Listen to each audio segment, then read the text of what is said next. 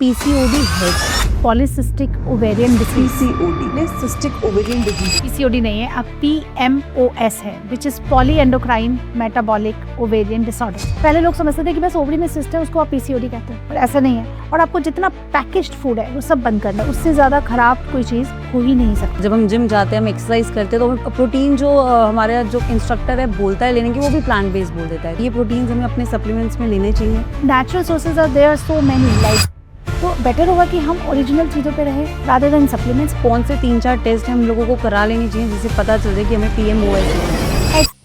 ये 2 टेस्ट हम खास तौर से पीसीओडी के पेशेंट्स को बोलते हैं ईयरली करने हैं। अगर हम प्रिवेलेंस की बात करें तो हर 6 से 7 कपल्स में एक कपल इनफर्टिलिटी की समस्या से जूझ रहा है। IVF सिंपल लैंग्वेज में आप हमारे ऑडियंस को बताएं कि एग्जैक्टली होता क्या है। It is very common. ऐसी कौन सी कंडीशन हो जाती है एक वुमेन बॉडी में कि उसको IVF के लिए जाना ही पड़ता है? 2 तरह के इंडिकेशन हो सकते हैं कि कब हमें IVF करना पड़ेगा। एक इंडिकेशन होता है जो एब्सोल्यूट इंडिकेशन होता है, जहां IVF के अलावा दुनिया में कोई और चारा ही नहीं है बच्चा पैदा करने के लिए। और दूसरे होते हैं, तो आप सरप्राइज्ड होंगे कि इक्वल रिस्पॉन्सिबिलिटी मेल की है इसमें। तो क्या ये लीगल है? ऐसा ना हो कि वाइफ के हजारों रुपए के टेस्ट हो जाए और बाद में पता लगे जी स्पर्म तो थे ही नहीं।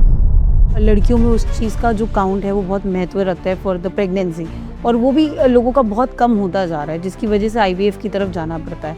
उसके क्या रीजंस हैं? जब आप IVF करते हो तो उस ओवरी में जितने एग्स हैं, जितने वो संदूक में अंडे रखे हैं, बट आप नए नहीं पैदा कर सकते। कौन से ऐसे फैक्टर्स होते हैं जिससे हम जो स्पर्म काउंट है बेटर कर सकते हैं?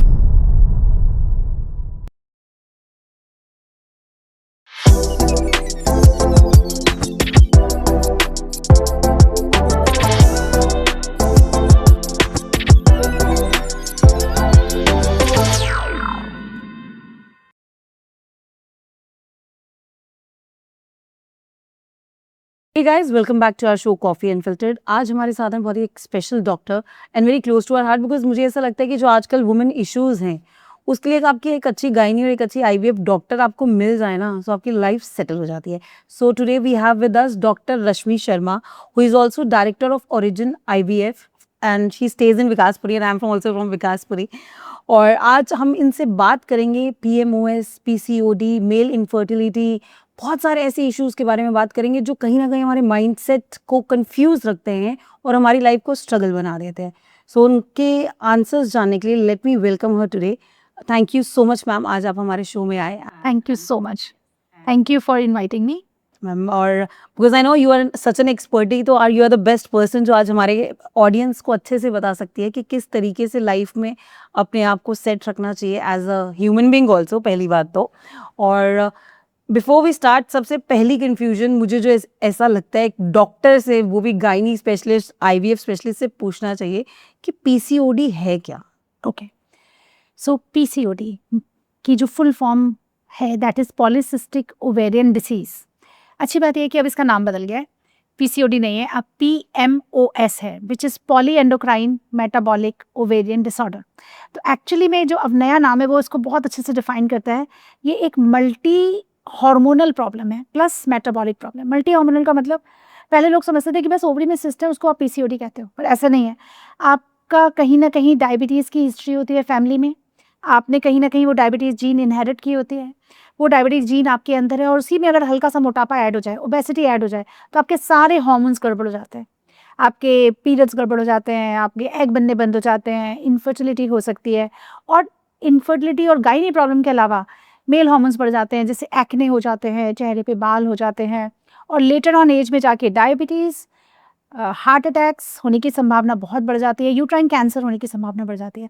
तो मतलब ये इतना बड़ा डिसऑर्डर है, इतनी सारी चीज़ों को इन्वॉल्व करता है। पॉली एंडोक्राइन मल्टीपल हार्मोन्स को इन्वॉल्व करता है, इंसुलिन को, आपके सारे मेल हार्मोन्स को, फीमेल हार्मोन्स को, मेटाबॉलिक, क्योंकि ये डायबिटीज़, हार्ट अटैक, हर चीज़ के लिए आपको प्रोन करता है।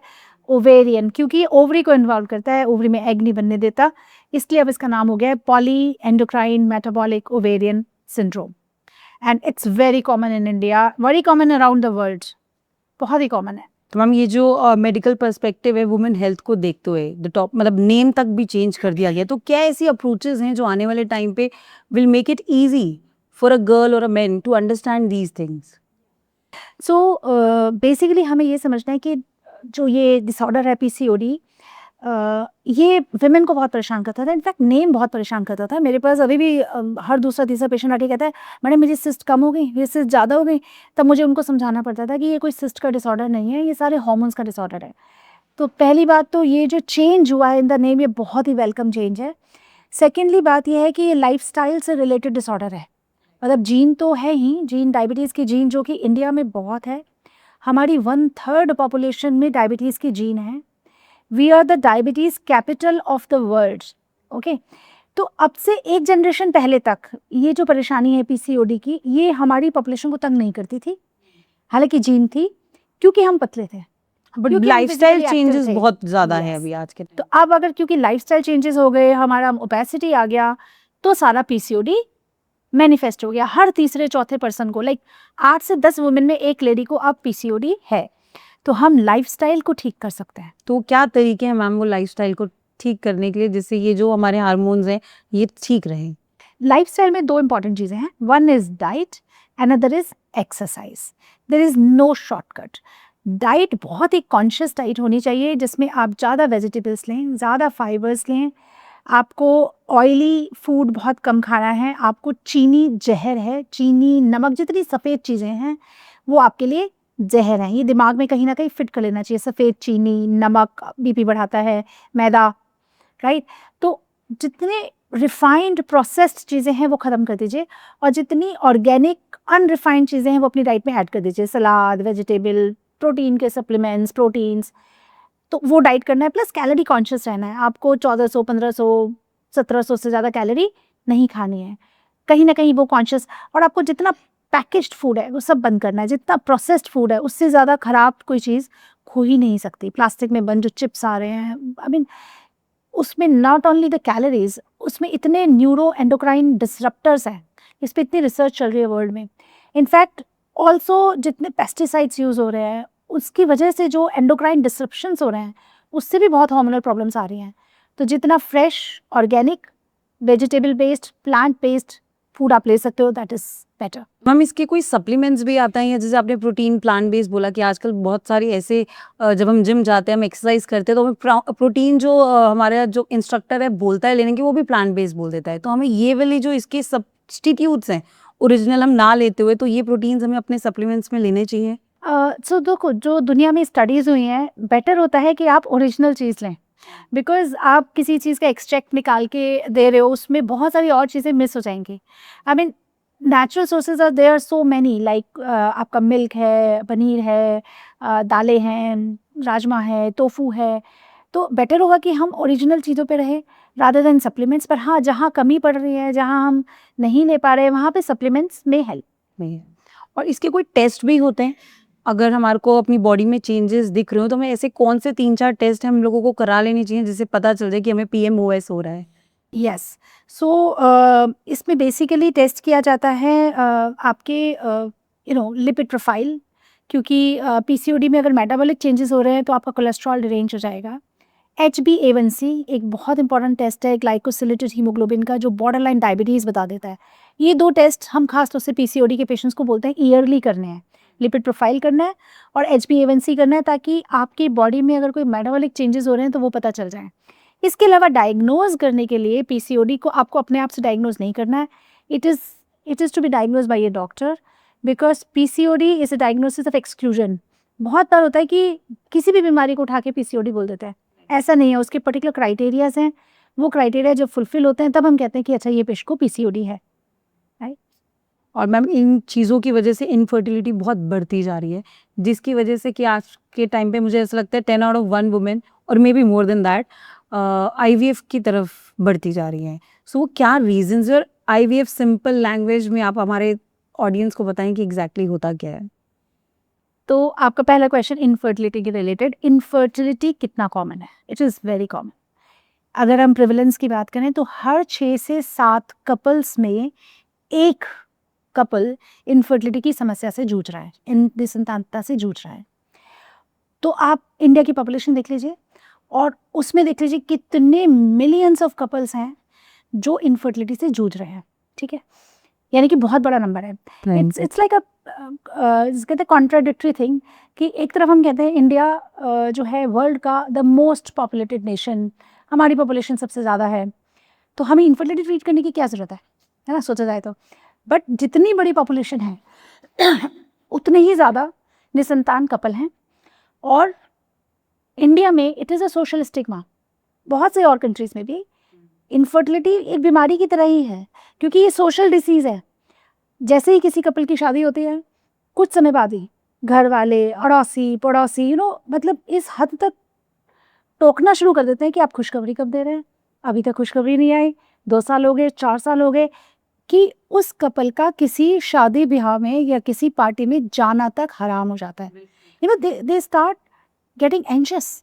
और ख़ास तौर से अगर घर में किसी और का बच्चा हो जाए तो मतलब इनफर्टिलिटी बहुत कॉमन है, बहुत ज़्यादा है और बहुत प्रॉब्लमेटिक चीज़ है, and it is very common.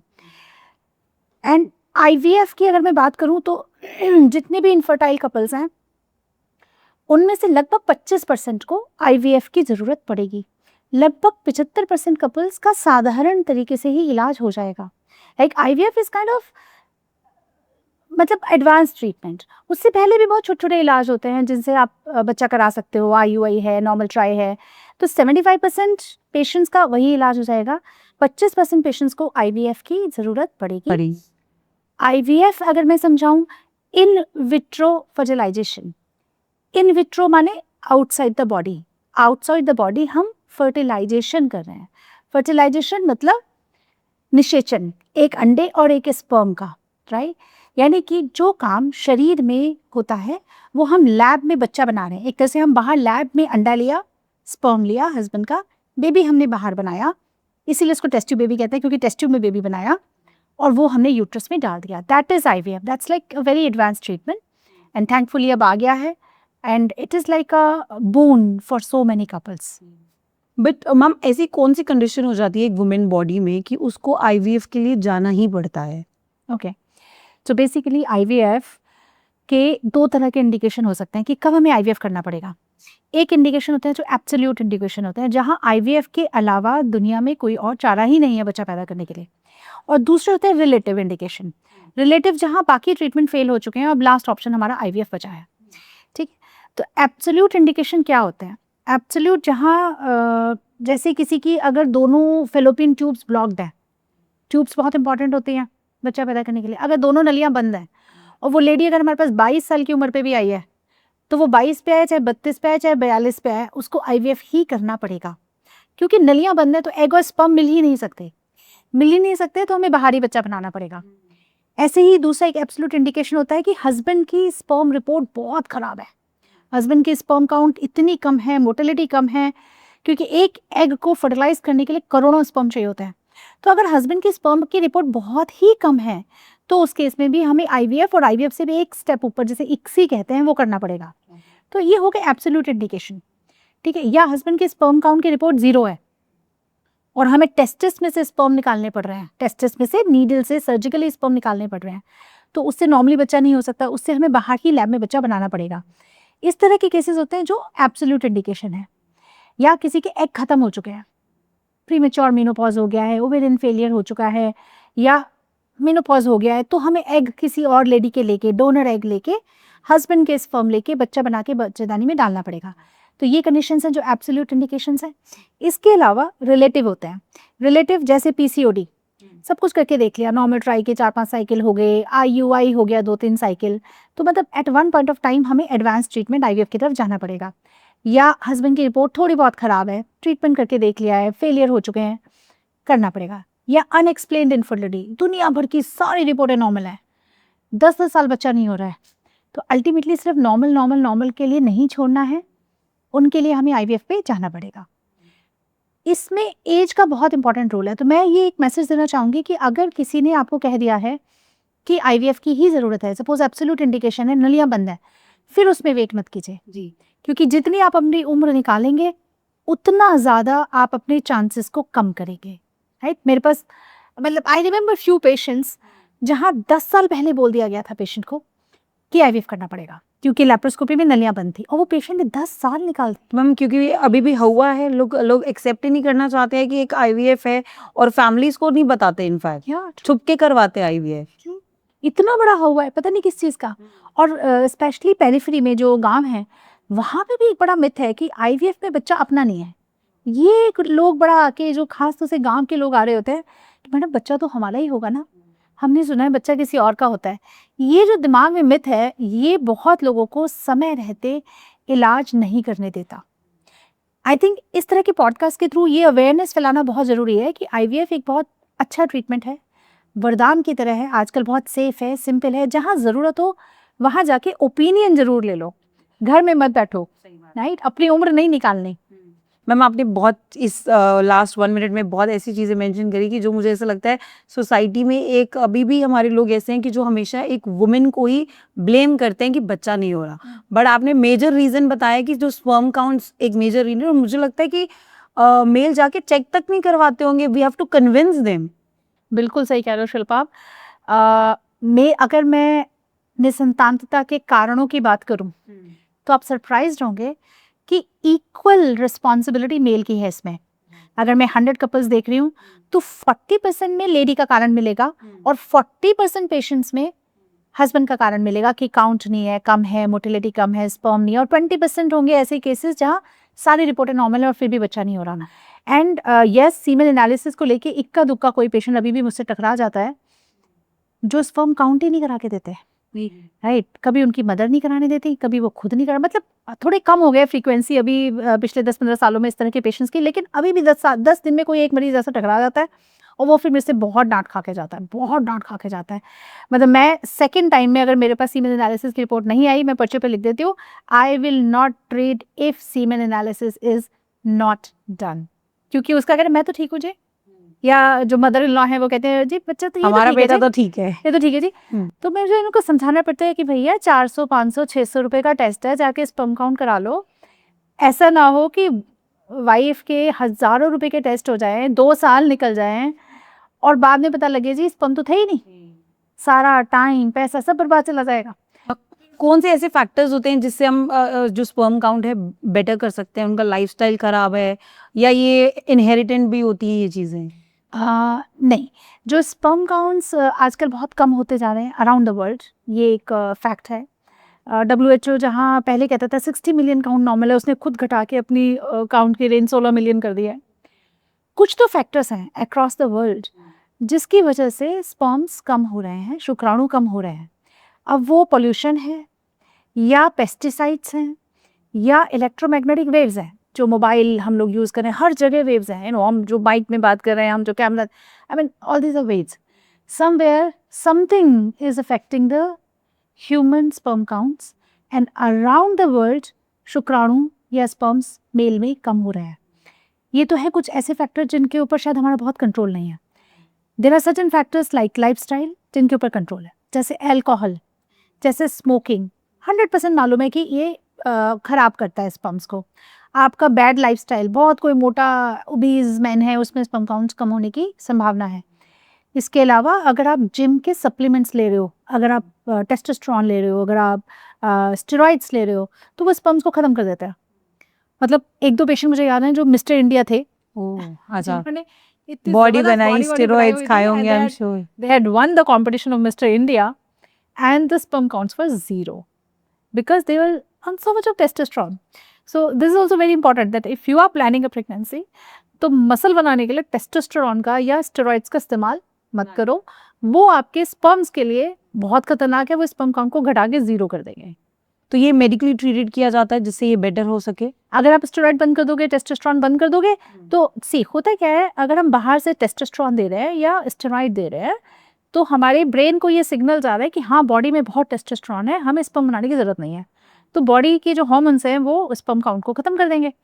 जब हम इसको विड्रॉ कर लेंगे तो बॉडी अपने आप रिकवर करेगी in few months. Okay, 4-5 months 6 months. तो वो मेडिसिन से भी किया जाता है या फिर नॉर्मल अच्छे वो खाने अपने से? आप रिकवर करेगी, अपने आप से? हाँ, अपने आप अच्छा खाना तो खाना ही है, लाइफस्टाइल तो हमें Better करना है। अच्छा करना ही है ना। तो वो अल्कोहल बंद करो, स्मोकिंग बंद करो, डाइट अपनी There is अच्छी no करो। medical treatment to it right now. No, okay और वहीं जब हम बात करते हैं AMH लेवल की, क्योंकि लड़कियों में उस चीज़ का जो काउंट है वो बहुत महत्व रखता है फॉर द प्रेगनेंसी, और वो भी लोगों का बहुत कम होता जा रहा है, जिसकी वजह से IVF की तरफ जाना पड़ता है।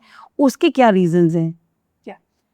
सो एक चीज़ जो मैं यहाँ पे हाईलाइट करना चाहूँगी, इनफैक्ट भगवान जी से शिकायत है कि उन्होंने मेल और फीमेल में ये बड़ा डिस्क्रिमिनेशन करा है, ठीक है। एक मैन में स्पर्म हमेशा बनते रहता है, लाइफ में नए नए बनते रहते हैं, हर 3 महीने में शुक्राणु बनते हैं, नए स्पर्म पैदा हो रहे हैं। और एक वुमेन में जो जन्म पे अंडे थे बस वही हैं, जिंदगी में कभी नए अंडे नहीं बन रहे। लाइफ में जो एक बार एग बने that's at the time of birth only. at the time of birth. In fact, when the baby girl child was in the mother's womb, उस समय जो एग थे बस वो बने, एंड वही एक रिजर्व है। और वो समय के साथ साथ, उम्र के साथ साथ अंडे धीरे धीरे धीरे धीरे कम होते चले जाते हैं।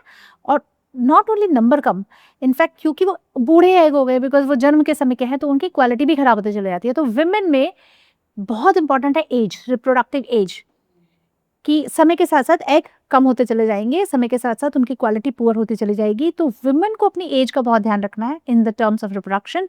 मेन में उतना मैटर नहीं करता, चाहे 60 साल, 65 साल, 70 साल, वो बनते जा रहे हैं एवरी 3 राजस्थान में months. If you remember a 94-year-old man had given birth. बाकी आप शेख हो के तो सुनते ही रहते हो। दुबई में तो ये फेमस है ही है मैम। सो विमेन में ये थोड़ा सा डिस्क्रिमिनेशन है from the part of God, कि एग अनलिमिटेड नहीं है, बाय बर्थ डिसाइडेड हैं, समय के साथ साथ कम हो रहे हैं। और समय रहते हमें फर्टिलिटी की प्लानिंग कर लेनी So चाहिए। what's the right समय मैम, समय जो राइट समय आप मेंशन कर रही हैं कि what's the right age कि जिसमें एक फर्टिलिटी प्लान होना चाहिए? बिकॉज अर्लियर जो मेरे लास्ट अगर 10 ईयर्स 15 साल जब मैं बड़ी हुई हूँ, आई सी दैट चेंज कि हम लोगों को लगता है हम पहले इंडिपेंडेंट हो जाएं, हम पैसा कमाने लग जाएं, and at that age we are 27 and then we want to do kids, या शादी भी इतनी लेट होने लग गई थी। तो इसी वजह से जो है इनफर्टिलिटी हम देखते हैं बढ़ता जा रहा है, क्योंकि हमारी जो एज है वो 30 क्रॉस हो जाती है। So according to you what's the right age? Actually right age is as soon as possible, actually less than 30 is better, right. जैसे जैसे 30 के बियॉन्ड हम जाते हैं और 35 के बियॉन्ड तो बहुत ज़्यादा हमारी एग क्वालिटी, एग नंबर कम होने लगता है। तो इनफैक्ट जिन लोगों को भी, एंड देखिए नेचुरली बच्चा पैदा करना ही एक ज़िंदगी में काम नहीं है, of course career is important, of course other parts of the life are important.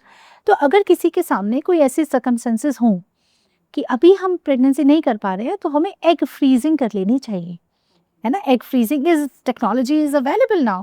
तो 32 तक अगर किसी की पार्टनर नहीं है, या शादी नहीं है, या शादी हो गई है बट फिर भी बच्चा नहीं करना, they should seriously give a thought to egg preservation. जैसे प्रियंका चोपड़ा, जैसे डायना हेडन, राइट। प्रियंका चोपड़ा का बेबी पैदा हुआ 40-41 ईयर्स की एज में।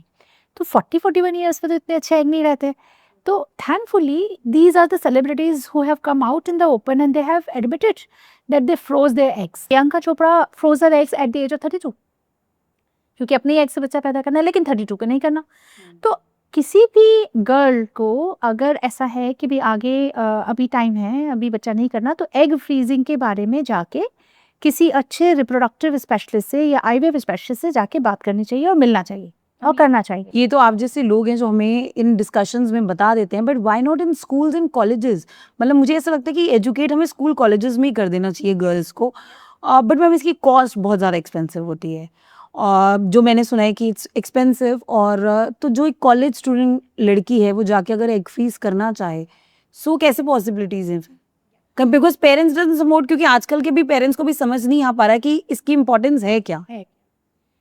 देखो, पहली बात तो जो आपने कहा स्कूल के लेवल पे हमें एजुकेट करना चाहिए। So I was reading the reproduction chapter for my son in NCERT 12th, okay. So there is a section about in vitro fertilisation, sexual health पे एक पूरा चैप्टर है, रिप्रोडक्शन पे एक पूरा चैप्टर है क्लास 12 की NCERT में।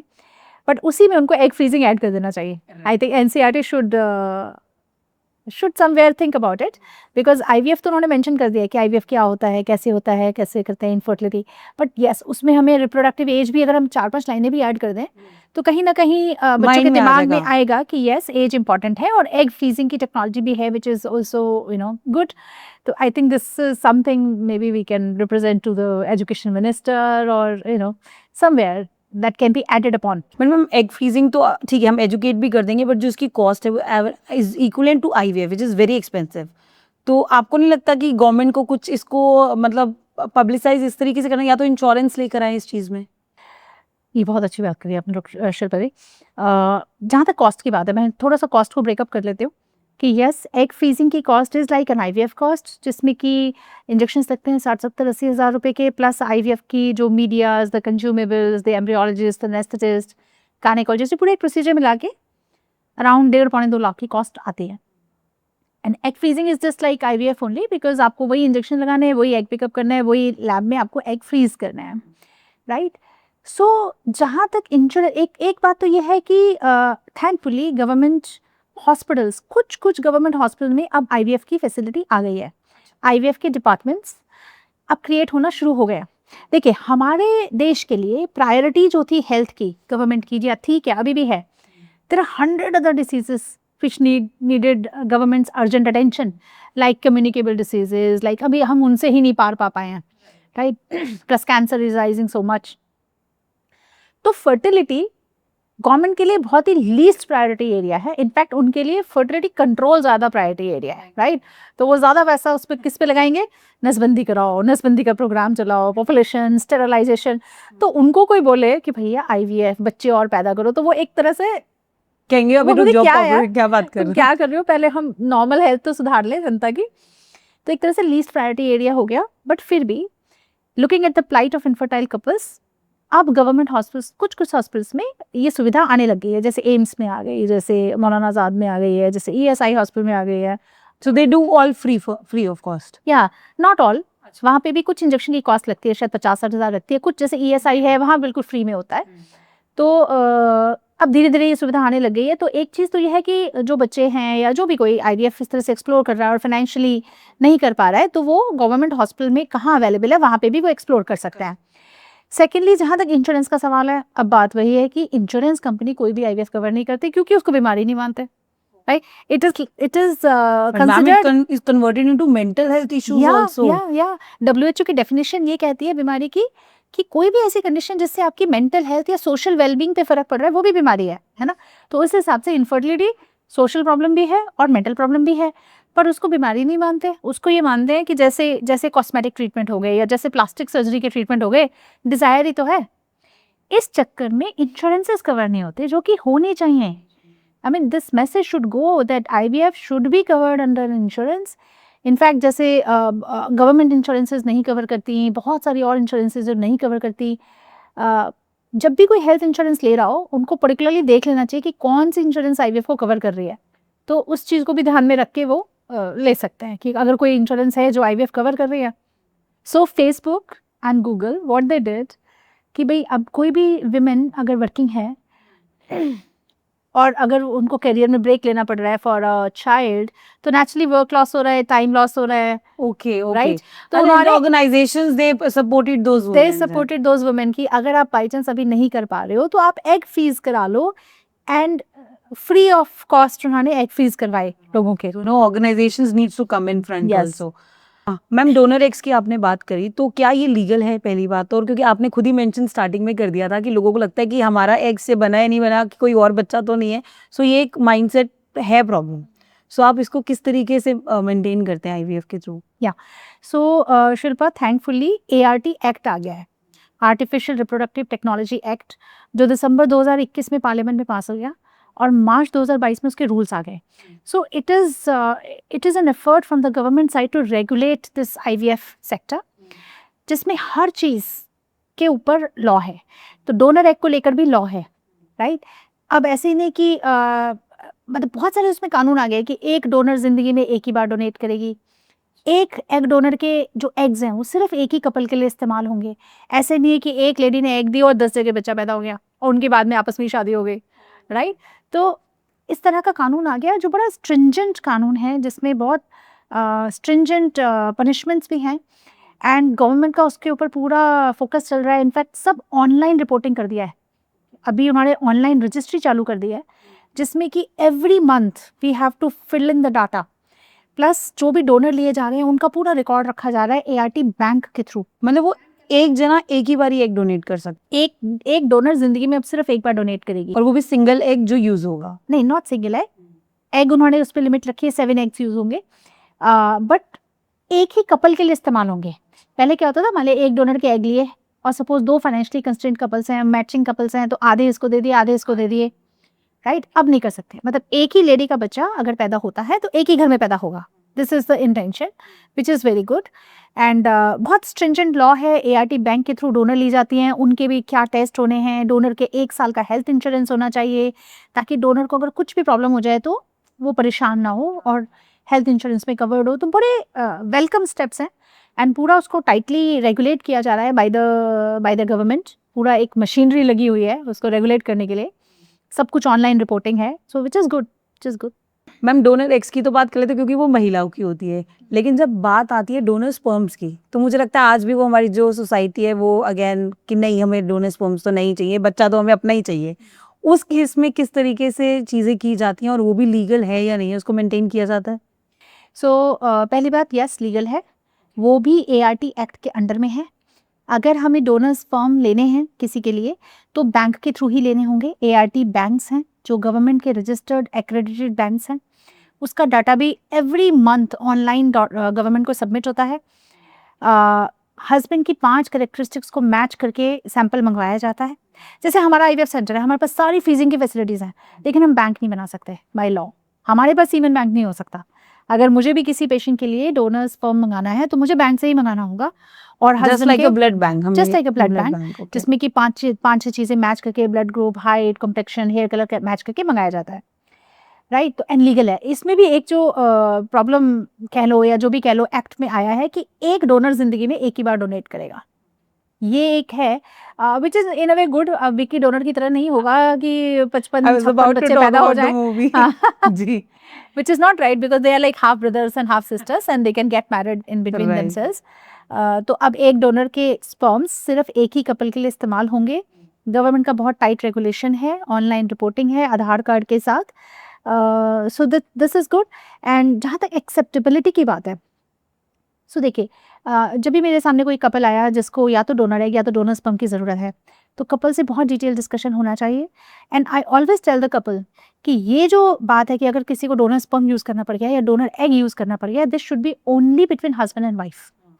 उसमें आपको रिश्तेदारों को, रिलेटिव्स को, इधर उधर किसी को इन्वॉल्व करने की ज़रूरत नहीं है। उसके बहुत लॉन्ग टर्म इम्प्लीकेशंस होते हैं, कल को बच्चा बड़ा होगा, बच्चे को कोई बोल दे, यू नो, तो वो सब चीज़ें सोचनी चाहिए। सिर्फ हस्बैंड वाइफ के बीच में बात होनी चाहिए। एंड डोनर स्पर्म को लेकर भी एक्सेप्टेबिलिटी इन सम ईयर्स आ जाती है, ठीक है। इस साल, 2 साल, 3 साल के बाद हस्बैंड को समझ आ जाता है कि और कोई उपाय अभी नहीं है। अगर स्पर्म ज़ीरो हैं तो दुनिया में आज तक अभी तक कोई ऐसी टेक्नोलॉजी नहीं बनी कि हम कोई स्किन का सेल ले लें और इससे स्पर्म पैदा कर दें। मंकीज़ में ये एक्सपेरिमेंट सफल हो गया है। There you can take a somatic cell like skin cell और whatever cell and can convert into a sperm, but उसको ह्यूमंस में आने में 30-40 साल और लगेंगे शायद, अगर आया तो टिल देन अगर हमारे पास कोई ऐसी दवाई नहीं है, कोई ऐसी टेक्नोलॉजी नहीं है कि अपने स्पर्म नहीं है, तो donor sperm is a very good option and धीरे धीरे एक्सेप्टेबिलिटी आ जाती है। इसका कोई एलिजिबिलिटी क्राइटेरिया भी होता है और मेडिकल क्वालिफिकेशंस वगैरह को चेक किया जाता है? यस। सो उसमें एज निर्धारित है, डोनर की क्या एज होनी चाहिए, डोनर स्पर्म जो दे रहा है उसकी उसके बहुत सारे चेकअप्स हैं जो लॉ में लिखे हुए हैं, वो सारे होने चाहिए। उनका पूरा रिकॉर्ड जो बैंड्स हैं उनको 18 साल तक रखना है। तो काफ़ी कंट्रोल्ड है। HIV, hepatitis B, hepatitis C, ये सब चेक किया जाता है। Diabetes, usually college going students को एज अ डोनर लिया जाता है, यूजली जो बैंक से। The youngsters, basically. youngsters. Okay. So they register themselves for the same? Yes Okay. Yes. Ma'am ये एग्स जो हम आपने बीच में मेंशन किया कि जो एग्स हैं वो ख़त्म ही हो जाते हैं हमारी बॉडी में, एक वुमेन बॉडी में, और जब IVF का प्रोसेस होता है हम उसको इंजेक्शंस के थ्रू उसकी क्वालिटी भी इम्प्रूव करते हैं, नंबर ऑफ एग्स भी बढ़ते हैं क्या उस चीज़ में? सी, इसको ऐसे समझना होगा कि ओवरी है, ओवरी मतलब अंडेदानी, उसको एक संदूक की तरह समझ लो, और उस संदूक में जन्म से भगवान जी ने कुछ अंडे रख दिए हैं सोए हुए, जो सो रहे हैं मजे से, ठीक है। लेकिन वो जो सोए हुए अंडे उनके नंबर को आप नहीं बढ़ा सकते हो। जब आप IVF करते हो तो उस ओवरी में जितने एग्स हैं, जितने वो संदूक में अंडे रखे हैं, उनको इंजेक्शंस के थ्रू आप एक बार में बना सकते हो। बट आप नए नहीं पैदा कर सकते। जैसे अगर कोई मुझे कहे जी 60 साल की लेडी है, ओवरी में एग खत्म हो चुके हैं, मेनोपॉज हो चुका है, आप उसको 10 लाख रुपए के इंजेक्शन लगा लो, एग नहीं बनेगा। क्योंकि कहीं पे वो बेस लाइन जो स्टेम सेल है वो तो होना चाहिए ना ओवरी में। तो जैसे मैंने स्पर्म के लिए कहा कि आज तक कोई ऐसी दवाई नहीं बनी कि नया स्पर्म पैदा हो जाए, ऐसे ही आज तक कोई ऐसी दवाई नहीं बनी जिससे नया हम एग पैदा कर सकें, अनलेस कि वो बेस लाइन अंदर ओवरी में हो। और इस दौरान मैम आईवीएफ में डुअल स्टिमुलेशन भी किया जाता है, जिसमें आप 1 मंथ में ही आप दो बारी एग को रिट्रीव कर सकते हैं, तो उसका क्या कॉन्सेप्ट है? या सो ये एक रिसर्च शिल्पा आज से लगभग 20 साल पहले एक डॉक्टर थे जिन्होंने लगभग 50 वुमेन पे स्टडी करी अल्ट्रासाउंड से, और उसमें उन्होंने ये देखा कि ऐसा हमारी जो पहले अंडरस्टैंडिंग थी कि इंजेक्शन अगर हम पीरियड के सेकंड थर्ड डे से लगाना शुरू करेंगे तभी अंडा बनेगा, तभी एग बनेगा। उन्होंने इस मिथ को बस्ट किया। उन्होंने कहा कि नहीं, पूरे through out the menstrual cycle eggs की वेव्स आती रहती हैं, तो हम इंजेक्शन पीरियड के किसी भी दिन शुरू करें, हम एग बना सकते हैं। That was a big shift जिसको क्लिनिकल प्रैक्टिस में आने में 10-12 साल लग गए। एंड अब हमें ये पता है कि हम पीरियड का कोई भी दिन हो, उस दिन से अगर हम इंजेक्शन शुरू करते हैं तो एग्स हम बना सकते हैं, जिसका कि हम बहुत उपयोग करते हैं कैंसर पेशेंट्स में। रैंडम स्टार्ट, जैसे मेरा जो सेंटर है origin fertility and IVF Pitampura में, उसके आसपास 3 कैंसर हॉस्पिटल्स हैं, राजीव गांधी, मैक्स, बालाजी। तो वहाँ से बहुत सारी विमेन मेरे पास रेफर होती है जिनको अभी अभी कैंसर डायग्नोज हुआ है, लाइक ब्रेस्ट कैंसर या ल्यूकीमिया या लिम्फोमा। तो नेचुरली उनका कीमोथेरेपी रेडियोथेरेपी के बाद एग खत्म होने वाले हैं, तो हम नेचुरली उनके पीरियड आने का वेट नहीं करते, क्योंकि हम उनकी कीमोथेरेपी नहीं डाल सकते, उनका कैंसर का ट्रीटमेंट नहीं डाल सकते। तो पीरियड के जिस भी दिन है उसी दिन से इंजेक्शन शुरू करा और एग निकाल लिए। इसी चीज़ को अप्लाई किया गया जिनके एग्स कम है उनको डुअल स्टिमुलेशन के लिए। तो उसमें क्या होता है कि पीरियड के सेकंड थर्ड डे से आपने इंजेक्शन लगाए, 12वें दिन आपने एग निकाल लिए, और without waiting for the period same cycle में दोबारा इंजेक्शन देके दोबारा एग निकाल लिए। तो मतलब एक ही साइकिल में हमने 2 बार इंजेक्शन लगाए और 2 बार एग निकाल लिए। So it's successful. या it is successful. Now the research has showed कि आप एक ही साइकिल में निकाल सकते हो, लेकिन it is like 2 IVF cycles only. आप वही 2 बार इंजेक्शन लगा रहे हो, आप वही 2 बार बेहोश हो रहे हो, वही 2 बार एग निकाल रहे हो। It's just that it is saving you some time, that's it. But it's again a mental pressure ma'am, जो बहुत इतने इंजेक्शंस लेना, आपके हार्मोन्स इतने चेंज हो जाते हैं, आप डिप्रेशन में चले जाते हो, आपको टेंशन हो जाती है। आई एम श्योर इन चीज़ों को जब एक वुमेन फेस करती है। सो शिल्पा देखो, ये जो है कि इंजेक्शन से हमें डिप्रेशन हो जाता है या hormonal changes are there, body weight gain हो जाता है, सारी प्रॉब्लम्स आती हैं। ऐसा नहीं है, नहीं है, ऐसा नहीं है। ये भी ना एक थोड़ा सा मिथ है, क्योंकि जो इंजेक्शंस लगाए जा रहे हैं आईवीएफ में वो एफएसएच एंड एलएच, ये वही हार्मोन्स है जो ऑलरेडी आपकी बॉडी में है। तो मुझे क्या लगता है, आईवीएफ के साथ बहुत ज़्यादा जो साइकोलॉजिकल एस्पेक्ट है ना, वो उस चीज़ को ज़्यादा इफेक्ट करता है, राइट। एक तो इंजेक्शंस का पेन, अब थैंकफुली नीडल फ्री इंजेक्शन आ गए हैं जिसमें हमें अब प्रिक नहीं करना, अब नीडल प्रेशर के थ्रू इंजेक्शन लग जाएगा। तो साइकोलॉजिकल इफेक्ट की वजह से पेशेंट को बहुत ज़्यादा लगता है कि मेरा वेट गेन हो गया है, मेरा हार्मोनल इम्बैलेंस हो गया। ऐसा नहीं है, बिकॉज वो जो इंजेक्शंस काम कर रहे हैं वो सिर्फ 1 ही महीने में काम कर रहे हैं, और वो भी वही नेचुरल हार्मोन्स हैं जो आपकी बॉडी में ऑलरेडी हैं। तो कोई भी ऐसा मेजर लॉन्ग टर्म या short term side effect in injections का नहीं है। It's like very safe IVF. Ma'am IVF के लिए भी हमें अपनी बॉडी को प्रिपेयर करना पड़ता है, और जब एम्ब्रियो ट्रांसफर भी हो जाता है तो कैसे ऐसे प्रिकॉशंस हैं जो लड़कियों को ध्यान रखनी चाहिए? सो मैं हमेशा अपने पेशेंट्स को कहती हूँ शिल्पा कि कुछ भी ध्यान नहीं रखना। जितने ज़्यादा स्ट्रेस फ्री रहेंगे, जितना कम सोचेंगे, उतना ज़्यादा चांस है।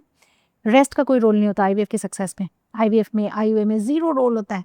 ये इतना बड़ा मिथ है कि हमारे पेशेंट्स को ना घर वाले लोग लिटा देते हैं बिस्तर पे, उठना नहीं है, हिलना नहीं है, पैर अपना तकिए के ऊपर पैर करके रखो, परेशान हो जाते हैं women. So I always tell, मैं बड़ा बड़ा बोल्ड लेटर्स में पेपर पे प्रिस्क्रिप्शन पे लिख के देती हूँ, no role of rest, in fact rest is negative. तो अपना अगर आप जॉब कर रहे हैं, गलती से भी जॉब मत छोड़ देना, काम करते रहना है, सारे काम करने हैं आपको। मेरा कहना सिर्फ ये होता है कि उतना ही ध्यान रखना है जितना कोई लेडी किसी प्रेगनेंसी में ध्यान रखती है। अगर आपकी अपनी प्रेगनेंसी हो जाए तो नेचुरली आप पर्दे उतार के नहीं धोने लगते हो, आप बहुत गड्ढे वाले रास्ते पे नहीं जाते हो, आप 25 बार सीढ़ियाँ नहीं चढ़ते हो। आपको बस उतना ही ध्यान रखना है जितना आप नॉर्मल रखते हो, इसके अलावा कुछ भी ध्यान नहीं रखना होता। सेकेंड चीज़ जो बहुत इंपॉर्टेंट है, आफ्टर एम्ब्रियो ट्रांसफर आपको बीमार नहीं पड़ना, क्योंकि अगर आप प्रेग्नेंट हो तो हम दवाई नहीं दे सकते। अगर आप बीमार हो गए, प्लस वो बीमारी आपकी सक्सेस को अफेक्ट कर देगी। और बीमारी 3 चीज़ों से होती है इंडिया में, खाने पीने से सबसे ज़्यादा। अनहाइजीनिक फूड, तो गलती से भी आप गोलगप्पे, छोले भटूरे, मोमोज प्लीज़ अवॉइड कर लो। उससे आपको लूज मोशंस हो सकते हैं, टाइफाइड हो सकता है, जॉन्डिस हो सकता है, ठीक। नंबर 2 मॉस्किटोज, मच्छर हर जगह है ही, नाले खुले ही हुए हैं, राइट। तो डेंगू मलेरिया, तो आप मच्छरों से थोड़ा सा प्रोटेक्शन रख लो कि भाई इस समय डेंगू मलेरिया मत कराओ। एंड तीसरा चेंजिंग वेदर, चिल्ड पानी, चिल्ड एसी, बिकॉज इतनी हीटेड उसमें हम रह रहे हैं, तो बहुत 45 डिग्री की गर्मी से एकदम आ रहे हैं एसी में, तो गला जो खराब होता है वो भी एमनोट्रांसफर की सक्सेस को कम कर सकता है, परेशान हो जाओगे आप। तो बीमारियों से बचना है, चिल करना है, रिलैक्स रहना है, वॉयलेंट चीज़ें नहीं देखनी है, नेटफ्लिक्स पे अच्छी अच्छी चीज़ें पढ़ो, देखो, किताबें पढ़ो और just enjoy yourself, that is my message. Ma'am पहले हमेशा ना ये देखा जाता था कि नॉर्मल डिलीवरी हो रही है या सिजेरियन हो रहा है, और हमेशा ये ब्लेम किया जाता था डॉक्टर्स को कि ये जान के सिजेरियन कर देते हैं। और अब क्या कल्चर हो गया है कि यार डॉक्टर के पास जाओगे तो आईवीएफ ही होगा। तो do you guys actually promote normal pregnancy initially, या फिर आपको लगता है कि भैया आईवीएफ कर ही देते हैं? It's a business, it's a growing business also. So देखो शिल्पा, अगर मैं अपनी प्रैक्टिस की बात करूं तो हमारे लिए आईवीएफ लास्ट ऑप्शन होता है। इनफैक्ट आई रिमेंबर 2-3 पेशेंट्स जहां मैंने उनको बोला कि नहीं देखो, अभी आपको ज़रूरत नहीं है आईवीएफ की, अभी आप आईयूआई कराओ, 1 आईयूआई 2 आईयूआई करो, नहीं होगा तो आईवीएफ कर लेंगे, और वो पेशेंट ही चले गए। और बाद में पता लगा आईवीएफ कहीं और होगा, आईवीएफ फेल हो गया, फिर वापस आ गए। मैंने कहा अच्छा अब ठीक है। या तो कोई मुझे कह दे कि भाई आईवीएफ की सक्सेस 100% है, जिस दिन आईवीएफ की सक्सेस 100% हो गई उस दिन आप आईवीएफ कर लो, कोई बात नहीं। लेकिन अगर आईवीएफ की सक्सेस 100% नहीं है और आईवीएफ के भी फेलियर के चांसेस हैं, और अगर कुछ और तरीके भी हैं, साधारण तरीके पहले अगर हम ट्राई कर सकते हैं तो हमको पहले वही ट्राई करना है, राइट। हड़बड़ी में नहीं आना। अब एंड ये मैं एक बहुत ट्रेंड देख रही हूँ, not only the doctors, there are patients. I mean yesterday only I remember a patient जो मेरे सामने फर्स्ट टाइम चेयर पे बैठे, और शादी को सिर्फ 2 साल हुए थे, and everything was fine with them. All the test reports were fine, and the husband was adamant on getting IVF done. I said, why do you want to get IVF? नहीं मैम आईवीएफ ही कर दो बस, अब ठीक है जल्दी करना, IVF कर दो, 2 साल हमने किया नहीं, पर अब करना है तो जल्दी करना है तो आईवीएफ कर दो। तो रिवर्स ट्रेंड भी है, तब हमें समझाना पड़ा। मैं कहा हाँ ठीक है, मेरे लिए तो बहुत अच्छा है, दे दो मुझे, मेरे लिए मतलब आपको आईवीएफ मना करके तो मेरा नुकसान ही है ना। But then I made them understand कि भाई आईवीएफ के भी रिजल्ट 100% नहीं है, what if the IVF failed, तो पहले अपना नॉर्मल ट्राई कर लो, आईयूआई कर लो, एंड नहीं होता तो आईवीएफ कर ले। So in my practice, I am always like that. I will not advise IVF unless it is indicated. अब मैम हमने बहुत आईवीएफ तो डिस्कस कर लिया, बीच में मैं एक चीज़ मैं मिस कर गई हूँ कि आईयूआई और आईवीएफ में डिफरेंस क्या है? IUI माने इंट्रा यूटराइन इंसेमिनेशन। इसमें हम लेडी के यूट्रस के अंदर हस्बैंड के स्पर्म को वॉश करके स्पर्म को यूट्रस में डाल दे रहे हैं, यूट्रस बच्चेदानी में डाल दे रहे हैं स्पर्म को, ठीक। नॉर्मली प्रेगनेंसी कैसे होती है, हर महीने एक एग बनता है हर लेडी का, जो 13वें-14वें दिन पे जाके रप्चर होता है, वो एग ट्यूब में आता है और स्पर्म वजाइना में डिपॉजिट होते हैं और वो स्पर्म ट्यूब तक जाता है, ठीक है, दैट इज नॉर्मल प्रेगनेंसी।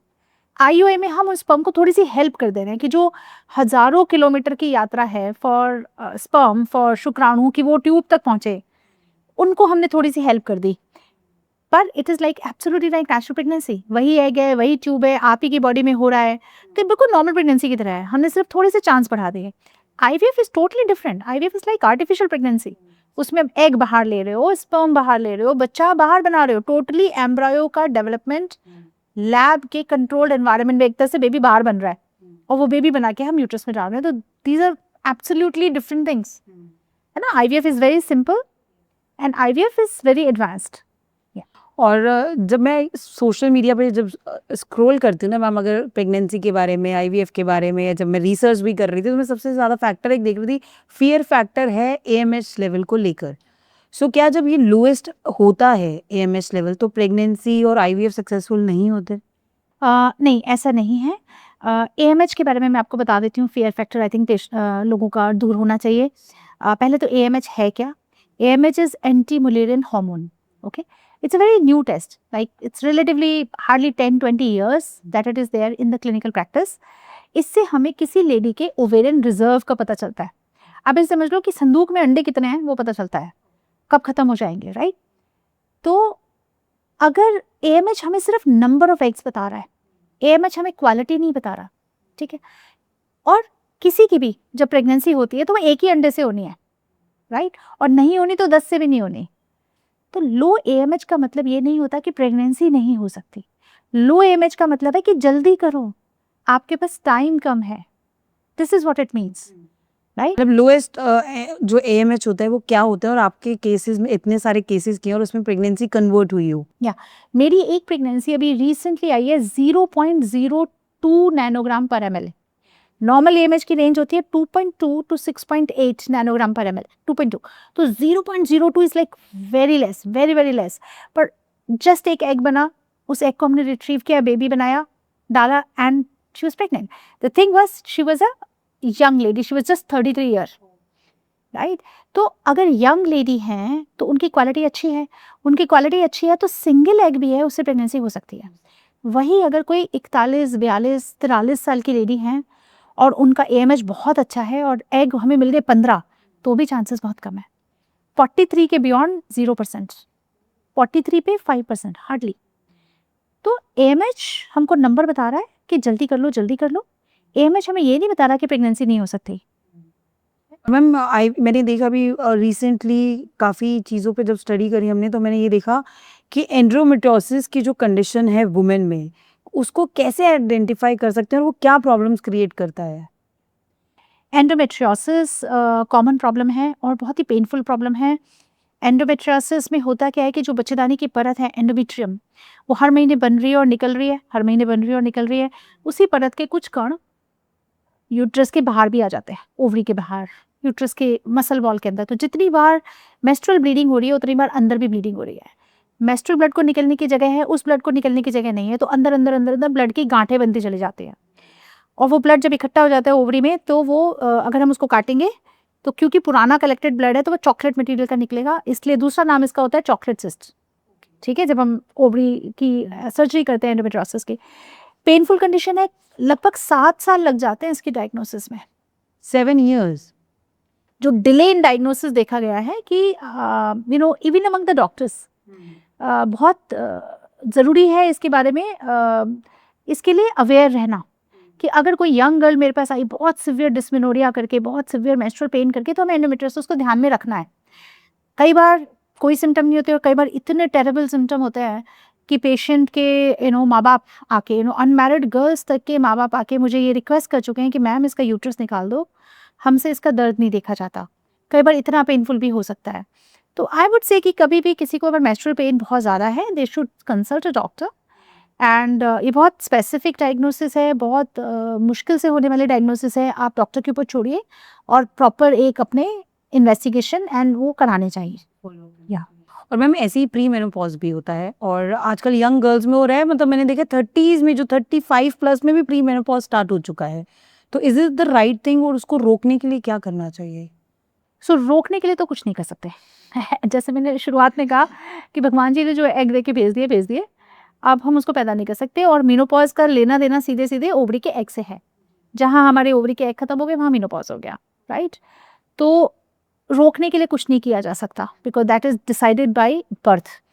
कुछ लोगों में प्रीमेच्योर मेनोपॉज कुछ कारणों से हो जाता है, जैसे सर्जरी, ओवरी की सर्जरीज अगर हुई हैं, किसी वजह से ओवरी ही निकल गई, तो नेचुरली वो आइट्रोजेनिक है। आइट्रोजेनिक मतलब हुआ है, राइट? और कुछ लोगों में नेचुरल होता है कि जन्म से है, कई बार जेनेटिक फैक्टर। जैसे yesterday I had a patient, thankfully, who is a doctor herself, so she is aware and she is around 28 years only, but her mother had premature menopause at the age of 35.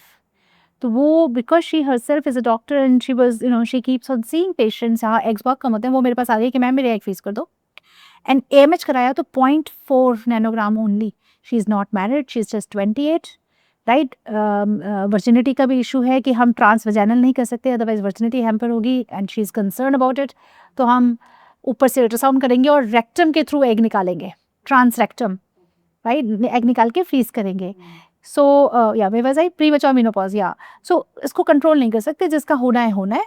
हाँ, menopause अगर किसी का जल्दी हो गया तो उसके impact होते हैं, हार्ट पे प्रॉब्लम्स आती हैं, बोन्स वीक होती हैं, तो उनमें हार्मोनल सप्लीमेंट्स वगैरह दिए जाते हैं। तो you have to consult a gynaecologist ताकि आप अपनी ओवरऑल हेल्थ को ठीक रख सकें। कोई ऐसे सप्लीमेंट्स जो उन लोगों को ले लेनी चाहिए? सप्लीमेंट्स कितना काम करेंगे, क्वेश्चन मार्क है। बाकी हमारे पास कोई प्री मेनोपॉजल या मेनोपॉजल सिम्टम्स करके कोई आता है और डाइटरी एडवाइस अगर हमें देनी है तो सोया products, soya and soya products, इसमें नेचुरल ईस्ट्रोजन हार्मोन होता है जिसे हम आइसोफ्लेवोन कहते हैं। तो आई ऑलवेज टेल कि आप सोया के प्रोडक्ट्स की इंटेक बढ़ा दो। This is number 1 thing that they can do. Number 2, good exercise, muscle building exercise, resistance exercises, क्योंकि मेनोपॉज होने से, शरीर में हार्मोन्स खत्म होने से सबसे ज़्यादा जो इफेक्ट आने वाले हैं वो आपकी बोन्स वीक होंगी। तो और बोन्स की स्ट्रेंथ में कैल्शियम एंड विटामिन डी के अलावा और हार्मोन्स के अलावा जो चीज़ काम करती है वो होती है मसल की एक्सरसाइज, क्योंकि मसल्स हमारी बोन पर अटैच्ड हैं, तो जितना हम उनको एक्टिवेट करेंगे हमारी बोन की स्ट्रेंथ बढ़ती है। तो a good lifestyle with good healthy diet with lots of soya products can help them. और मैम एक चीज़ होती है जो हम बात कर रहे हैं ना प्री मेनोपॉज वगैरह के पे, फिब्रॉइड्स और ओवरियन सिस्ट बन जाती है। मैम फाइब्रॉइड्स और ओवरियन सिस्ट में क्या डिफरेंस होता है? अच्छा, सो अगर हम रिप्रोडक्टिव ऑर्गन्स की बात करें लेडी के, एक होता है यूट्रस, लेमन लैंग्वेज में बच्चेदानी, और उसके दोनों तरफ होती हैं 2 अंडेदानी। ये दोनों बिल्कुल अलग ऑर्गन्स हैं। अंडेदानी या ओवरी में एग्स होते हैं और ओवरी हार्मोनल ऑर्गन है, और यूट्रस जो है वो बस एक मस्कुलर ऑर्गन है जिसमें कि बच्चे को पलना है। ठीक है, तो जो फाइब्रॉइड्स होते हैं वो बच्चेदानी के ट्यूमर्स हैं। जो बच्चेदानी है, बच्चेदानी में जो मसल है उसके अंदर मसल में छोटे छोटे ट्यूमर हो जाते हैं जिसे हम फाइब्रॉइड्स कहते हैं। ये बेनाइन ट्यूमर्स होते हैं। बेनाइन मतलब they are not cancerous and they very common. लगभग 50% विमेन का जब हम अल्ट्रासाउंड करते हैं तो उनमें हमें कहीं ना कहीं छोटा मोटा कोई फाइब्रॉइड दिख जाता है। हर फाइब्रॉइड को सर्जरी की ज़रूरत नहीं होती। तो कभी कोई आपको फाइब्रॉइड है और कोई बोलते सर्जरी करनी है तो आप ओपिनियंस ले लो। अधिकतर केसेस में फाइब्रॉइड्स की सर्जरी की ज़रूरत नहीं होती। जो सिस्ट की आप बात कर रहे हो, ओवेरियन सिस्ट, वो अंडेदानी में होती हैं और हज़ारों तरह की हो सकती हैं। ठीक है, एक तरह की सिस्ट नहीं होती। रसौली जिसको बोलते हैं वो हो सकता है, ऐसे ही पानी की भरी सिस्ट हो सकता है हार्मोनल सिस्ट हो जो अपने आप खत्म होने वाली है, हो सकता है ट्यूमर की सिस्ट हो, सिस्टेडिनोमा, बहुत बड़े बड़े ट्यूमर्स हो जाते हैं। डर्मोइड सिस्ट होती है जिसमें बाल आ जाते हैं, वो हो सकती है। हो सकता है चॉकलेट सिस्ट हो जो एंडोमेट्रियोसिस की होती हैं। तो मतलब ओवरी की जो सिस्ट है उसका एक अलग ही पूरा डायग्नोसिस है और उसके हिसाब से पूरा ट्रीटमेंट है। तो दोनों बिल्कुल अलग चीज़ें हैं, दोनों में आपको एक्सपर्ट गाइडेंस की ज़रूरत है। और ऐसी कौन सी कंडीशंस आती हैं बॉडी में जिसमें हमें पता चल जाता है कि ऐसी कोई प्रॉब्लम है and we should visit a doctor? So देखिए, व्हाट्स द बॉडी चेंज? क्या, एक तो ये बात है कि हमारे देश में प्रिवेंटिव मेडिसिन पे कोई जोर नहीं है। ठीक है, मतलब जब हम बीमार पड़ते हैं हमें तभी डॉक्टर याद आते हैं, जबकि वो गलत है। हमें शायद अपनी हेल्थ पे सबसे ज़्यादा टाइम और पैसा खर्च करना चाहिए। हम एक बार को अपना वेकेशन छोड़ दें, बट हमें अपने हेल्थ चेकअप एक कराना चाहिए। तो बजाय से कि हम सिम्टम पे ध्यान दें, हमें सबसे पहले जो एक तो रूटीन जो ब्लड टेस्ट हैं वो तो है ही, इसके अलावा एक होल एब्डोमेन अल्ट्रासाउंड पूरे पेट का साल में एक बार करा लेंगे तो क्या बुराई है। और इंडिया जैसे देश में जहाँ मेडिकल इतना अवेलेबल है और एक क्लिक पे अपॉइंट है, आप Yes. सुबह बोलो, आप दोपहर में 2 घंटे के अंदर आप अल्ट्रासाउंड करा और लो। बाहर कंट्रीज में तो इस 6 रियली महीना, टफ 6 6 महीने महीना। अपॉइंटमेंट्स ही नहीं मिलती। 6 महीना। मेरी एक पेशेंट थी यूके से जिनको हमने ही प्रेग्नेंट करके भेजा था। कुछ ब्लीड हुआ, मैंने कहा वहीं करा लो, वो फ्लाइट पकड़ के इंडिया वापस आ गए। शी सेड कि मैडम मेरे लिए ना यहाँ आके करा के जाना इज मच ईजियर। तो हम हिंदुस्तान जैसे देश में रह रहे हैं जहाँ very qualified doctors with tough competition with very good education, medical education जो at par in the world है। Indian doctors are one of the best in the world. आपको एक क्लिक पे 2 घंटे में अवेलेबल है। तो एक होल एब्डोमेन अल्ट्रासाउंड करा लीजिए, उसमें आपका कोई ट्यूमर, कोई रसौली, कोई स्टोन, कोई कुछ होगा तो पता चल जाएगा। इसके अलावा पैप्समियर जो सर्वाइकल कैंसर के लिए होता है। सर्वाइकल कैंसर इंडिया का नंबर 1 कैंसर है। यूट्रस के माउथ का कैंसर साल में हर लेडी को हर साल कराना चाहिए, क्योंकि ये इकलौता टेस्ट है जो हमें 15 साल पहले बता देगा कि इसको सर्वाइकल कैंसर होने वाला है। कैंसर होने से पहले, राइट, उसको पहले से ट्रीट किया जा सकता है। सिमिलरली बायलैटरल मैमोग्राफी 2 साल में एक बार करानी चाहिए, क्योंकि ब्रेस्ट कैंसर नंबर 2 कैंसर है। तो अगर मैं रूटीन हेल्थ चेकअप की बात करूं तो apart from the normal blood test, एक होल एब्डोमेन अल्ट्रासाउंड, एक पैप्समियर, एक बायलैटरल मैमोग्राफी हर लेडी को हर साल इतना पैसा थोड़ा सा और इतना टाइम रखना ही चाहिए।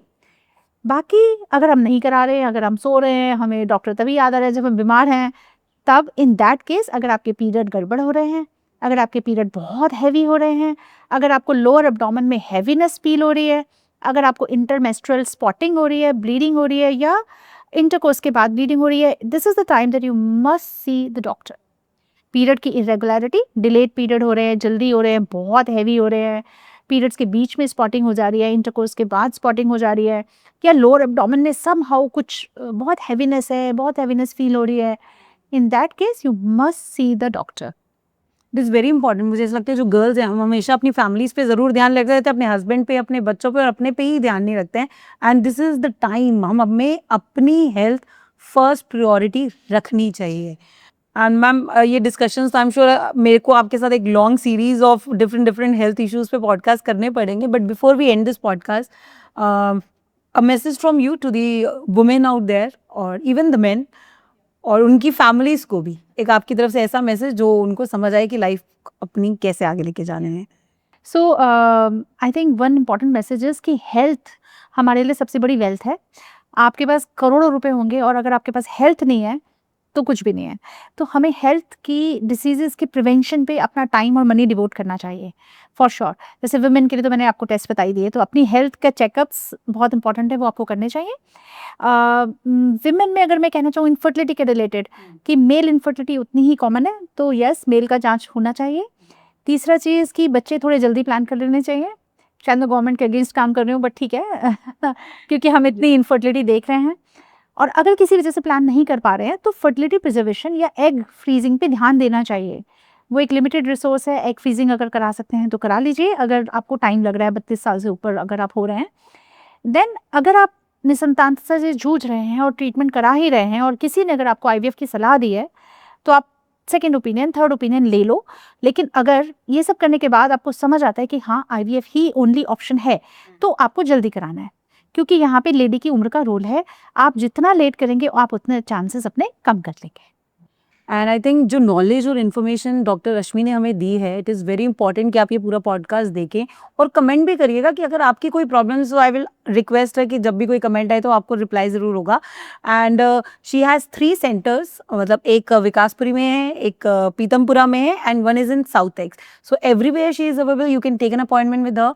नीचे दिए गए नंबर पे you can contact her and he is one of the best doctor which I have also come across in my life and very sweet also, जो बहुत अच्छे से आपको इंफॉर्मेशन, नॉलेज और एजुकेट करती हैं कि what needs to be done. I think doctor Rashmi ने आपको बहुत अच्छे से एजुकेट भी किया और अच्छी नॉलेज दी है आपको थ्रू आउट दिस पॉडकास्ट। और अगर आपकी कोई भी ऐसा क्वेश्चन है कि आप मैम से पूछना चाहेंगे, I will definitely request sir को आपको आंसर करें। और एक इनफर्टिलिटी बहुत बड़ा इशू हुआ पड़ा है इंडिया में एंड आई थिंक आपको उसके लिए अपने डॉक्टर से कंसल्ट करना बहुत ज़रूरी है। Health is the utmost important right now for a women and a man also. और पेरेंटहुड एक जीवन में जब आप बनना चाहते हो और वो नहीं हो रहा होता ना, तो आप 10 जगह ज़रूर धक्के खाते हो, लेकिन सही रास्ता मिलना it is very important I think. And she is one of those doctor जो आपको सही गाइड भी करेगी और सही रास्ता भी दिखाएगी। And that's all for the today. Thank you guys for watching us. See you guys next time. Bye bye, take care. Thank you.